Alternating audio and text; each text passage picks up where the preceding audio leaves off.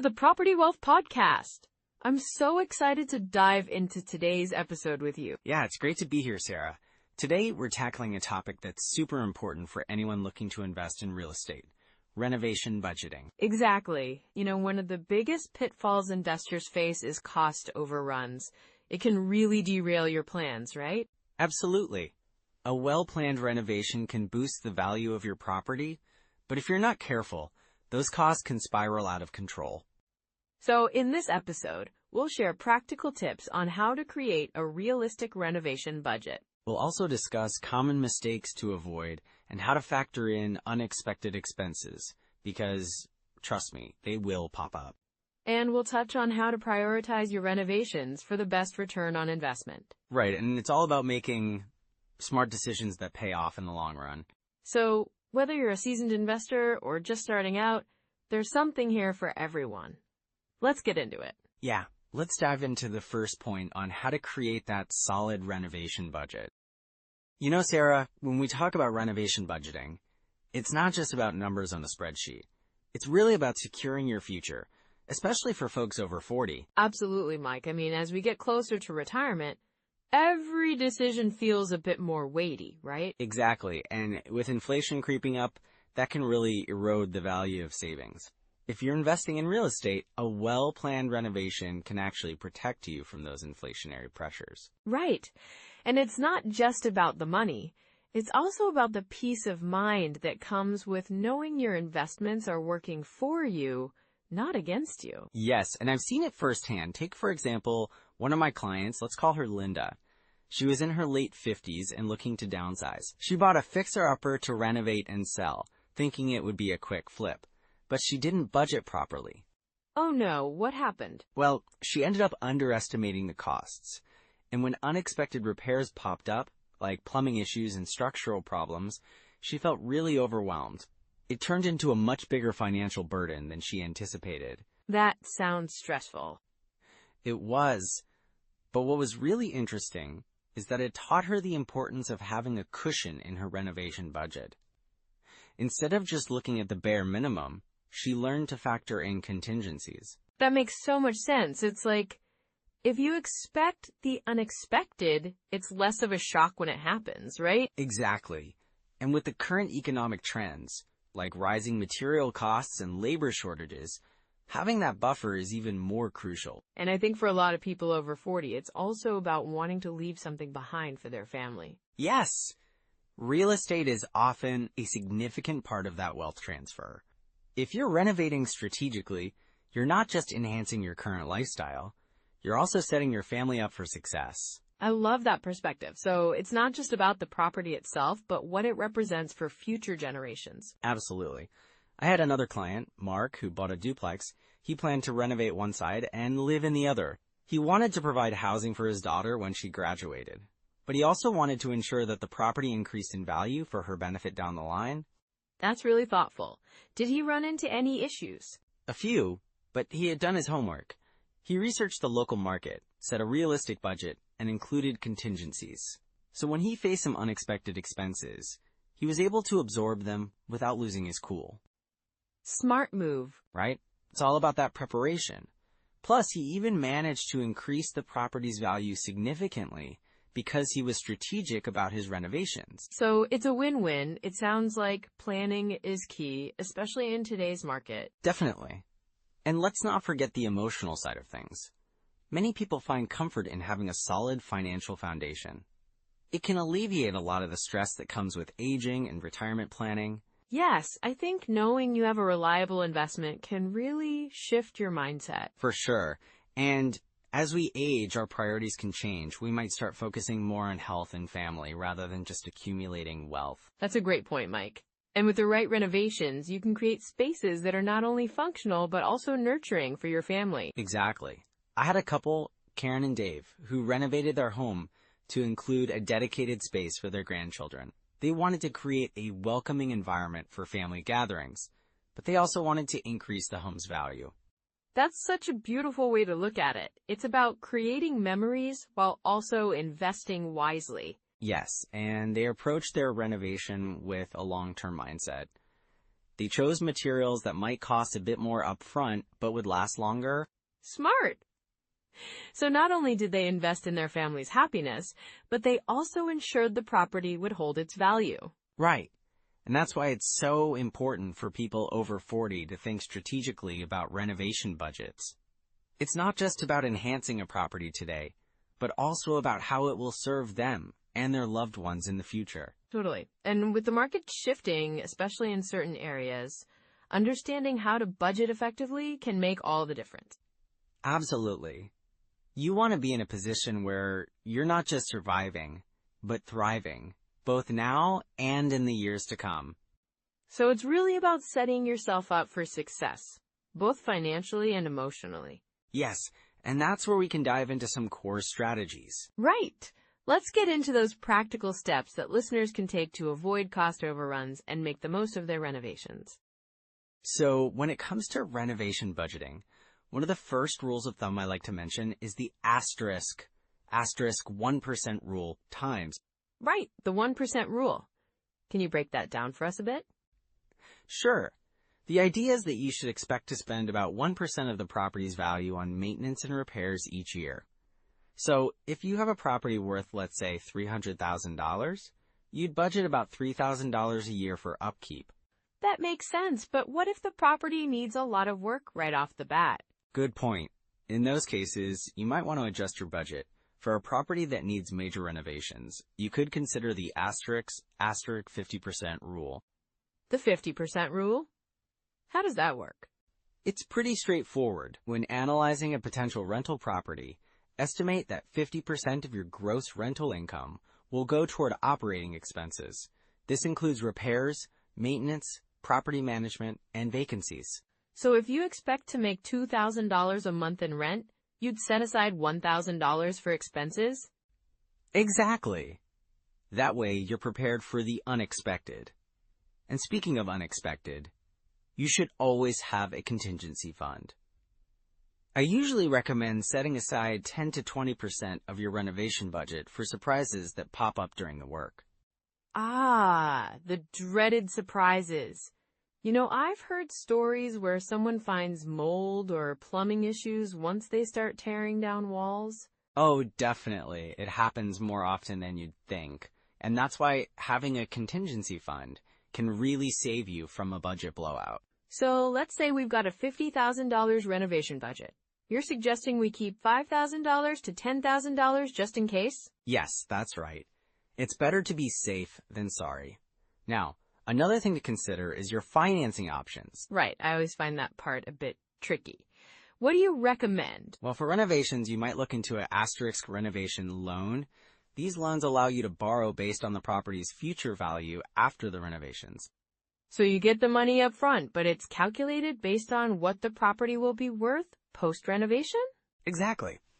It's a great way to fund your projects without having to come up with all the cash up front. Just make sure to have a solid plan and a realistic estimate for the renovations when you apply. And what about the types of properties you should be looking at for renovations? Great question.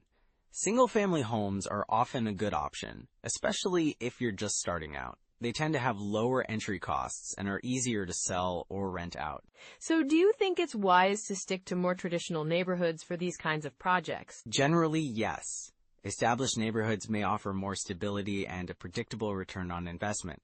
However, don't shy away from up-and-coming areas. Just be sure to do your research on market trends. Research is key. Speaking of which, what's a basic checklist you'd recommend for evaluating a potential deal? Okay, here's a simple one. First, check the asterisk on location. Is it a desirable area? Next, look at the asterisk on comparable sales. What have similar houses sold for recently? Then, consider the asterisk condition of the property. You want to know what needs fixing and how much that might cost. And that leads right into our budget discussion, doesn't it? Exactly.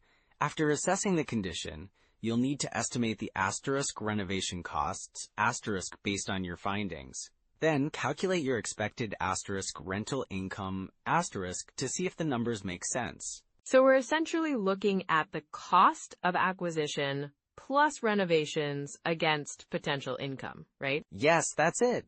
And don't forget to factor in your asterisk financing costs. If you're borrowing money, those interest payments can add up. What about the asterisk Dosk cap rate? I've heard that thrown around a lot in real estate discussions. The cap rate is a handy tool. It's calculated by dividing the net operating income of the property by its purchase price. It gives you a quick snapshot of your potential return on investment. So let's say you buy a property for $200,000, and after all expenses, you're making $20,000 a year. Your cap rate would be, what, 10%? Exactly. A 10% cap rate is solid. But remember, it's just one metric. Right, and it doesn't tell the whole story. Exactly. You want to look at the bigger picture.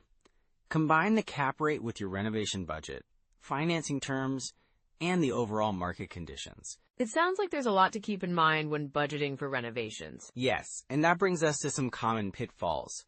A lot of investors underestimate renovation costs and overestimate potential rental income. Oh, I can see how that would be dangerous. Definitely. It's easy to get excited about a property and overlook the numbers. Always do your due diligence and be prepared for the unexpected. So staying realistic and grounded is crucial, right? Absolutely, and don't be afraid to walk away from a deal if the numbers don't add up. There will always be other opportunities. That's a great mindset to have. Let's dive into those pitfalls next. So Sarah, one of the biggest pitfalls I see with investors, especially those just getting started, is over-leveraging. Oh, definitely. That's a classic misstep. People get so excited about potential returns. They stretch their finances way too thin. Exactly. I had a client who bought a duplex, thinking it would be a golden ticket. They put down a minimal deposit, and the numbers looked great on paper, but when unexpected repairs came up, they were scrambling to keep up with the mortgage payments. Yikes! That's such a tough spot to be in. What kind of repairs were we talking about? Well, it turned out the roof needed replacing sooner than they thought, and there were plumbing issues that weren't visible during the initial inspection. They ended up having to take out a high-interest loan to cover those costs, which just added more stress to their finances. That's a real eye-opener. It's so important to have a financial cushion, right? Absolutely. A good rule of thumb is to have at least 3 to 6 months worth of expenses set aside, just in case. It can really make a difference when things don't go as planned. And it's not just the repairs. Sometimes it's the tenants too, isn't it? For sure. Bad tenants can derail even the best investment. I remember working with an investor who was so eager to fill their rental that they skipped the background checks. Oh no, that's a risky move. Right? They ended up with tenants who stopped paying rent after a couple of months. It turned into a lengthy eviction process that cost them not only money, but also time and peace of mind. That's so frustrating, especially when you could have avoided it with just a little due diligence up front. Exactly. It's really about finding the right balance. Sometimes people get so focused on cash flow that they forget about the quality of their tenants. Yeah, I guess it's a bit of a juggling act, isn't it? You want to make sure you're making money, but you also want to protect your investment. Yes, and that's where cash flow comes into play. Ignoring cash flow is another common mistake. You've got to keep an eye on your income versus your expenses. Right, because if you're just looking at the gross rental income, it can be deceiving. Exactly. I had another client who thought they were doing great because their rental was bringing in good money, but they overlooked property management fees, maintenance costs, and even property taxes. So they weren't really making as much as they thought? No, they weren't. They ended up in the red after accounting for those expenses. So I always advise my clients to create a detailed budget that includes everything, not just the rent. That's solid advice. And I think a lot of people also fall into the trap of trying to time the market. Oh, for sure. That's a tough game to play. I had an investor once who was waiting for the perfect moment to buy. They kept saying, "I'll wait until prices drop."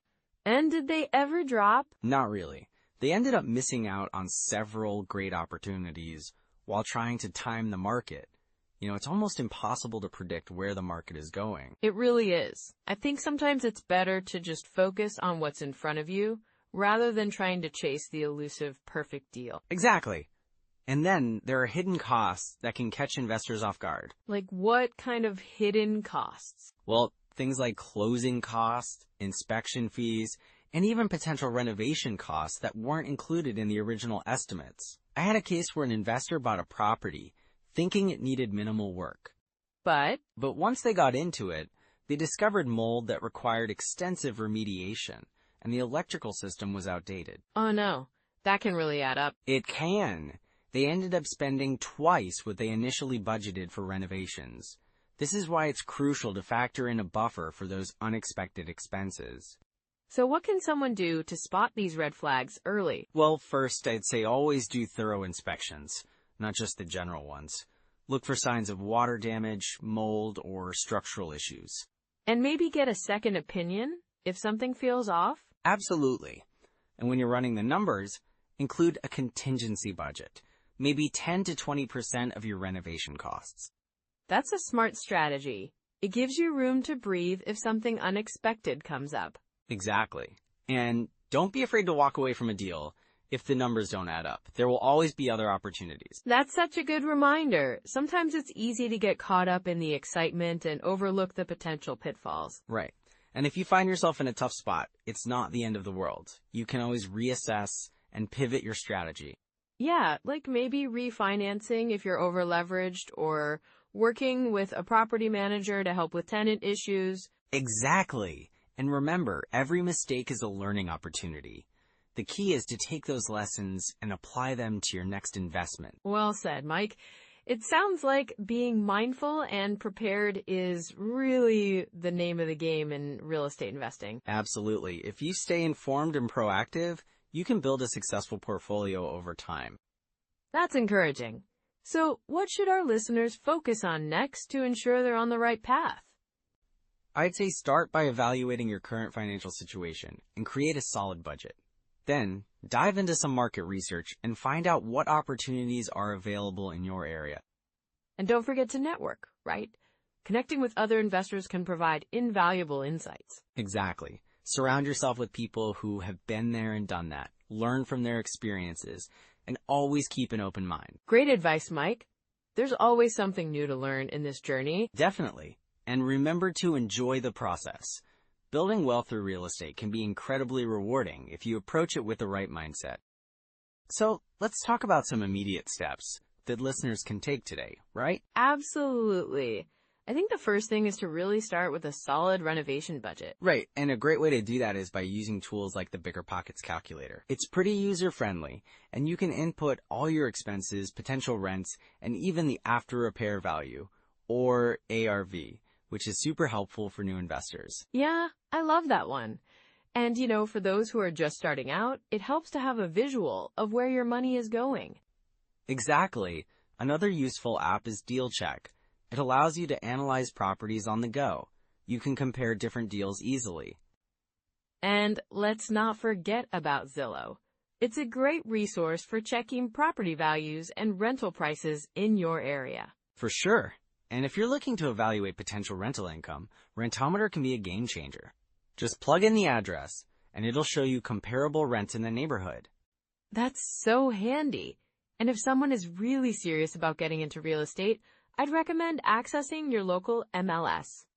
It's a treasure trove of data that can help you understand market trends. Right, and on top of those tools, creating a checklist can help keep everything organized. Like, make a list of all the renovations you want to tackle, and then prioritize them based on what's most important for your budget and potential ROI. Yes, and when you're prioritizing, think about what adds the most value. Kitchens and bathrooms usually top the list. That's a good point. And speaking of checklists, have a contingency fund in your budget.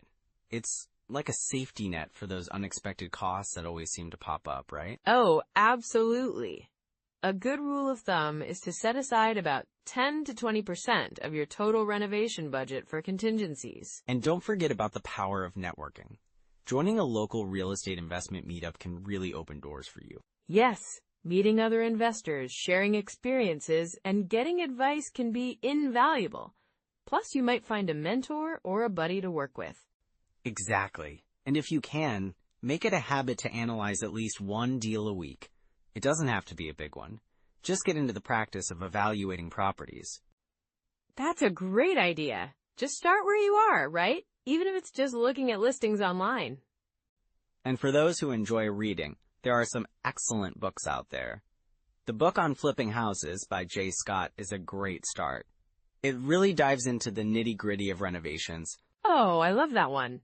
And Real Estate Investing for Dummies is another classic that breaks things down nicely for beginners. And don't forget podcasts. There are so many out there. Bigger Pockets has a fantastic podcast that covers everything from financing to renovation tips. That's a must listen. It's like having a conversation with experienced investors while you're on the go. Right. And if you ever feel overwhelmed, just take a step back and remind yourself, this is a journey. Exactly. And it's about building wealth over time, not rushing into things. So those are some practical first steps that listeners can take. With these tools in your pocket, you're ready to move forward. And there's so much more to explore together. So, as we wrap up this episode, let's just highlight a few key takeaways from our discussion on renovation budgeting. Yeah, absolutely. One big point was having a clear and realistic budget from the start. It really sets the tone for the entire project, right? Exactly. And then we talked about the importance of setting aside a contingency fund, just in case unexpected expenses pop up. Right. It's like having a safety net. And speaking of surprises, we also emphasize the need to do thorough research on your contractors. Choosing the right team can make a huge difference in staying on budget. For sure. And don't forget about tracking expenses closely throughout the process. It helps you stay accountable and adjust if things start to go off course. Yes! And finally, we touched on how important it is to prioritize renovations that truly add value. Knowing which upgrades will give you the best return on investment is key. Definitely. Those takeaways can really help listeners avoid those frustrating cost overruns and build a successful renovation strategy. And remember, building wealth through real estate is a journey, not a sprint. If you stay informed and plan wisely, you can achieve your financial goals, even if it takes time. Absolutely. So, if you found value in today's episode, we'd love for you to like, subscribe, and share your biggest takeaway or any questions you might have in the comments. And don't forget to share this with someone over 40 who's looking to invest in property. Yes, please do. Next time, we'll dive into quick cosmetic upgrades that can really boost your ROI. You won't want to miss those tips. Thanks so much for joining us today, everyone. We'll see you next time.